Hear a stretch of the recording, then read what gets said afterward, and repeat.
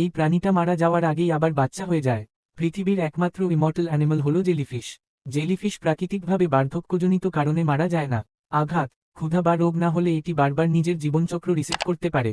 সাধারণ জেলিফিশের জীবনচক্র ডিম থেকে লার্ভা, লার্ভা থেকে পলিপ, পলিপ থেকে পূর্ণাঙ্গ জেলিফিশ, তারপর মৃত্যু। কিন্তু টেরিটপসিস ডনি এর ক্ষেত্রে পূর্ণাঙ্গ জেলিফিশ তারপর আবার পলিপে ফিরে যায়, এরপর নতুন করে জেলিফিশ।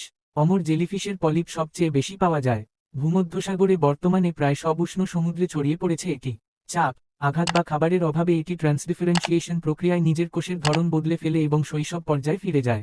এখন প্রশ্ন হলো ট্রান্সডিফারেন্সিয়েশন কি? তা আমরা পার্ট 2-এ জানব।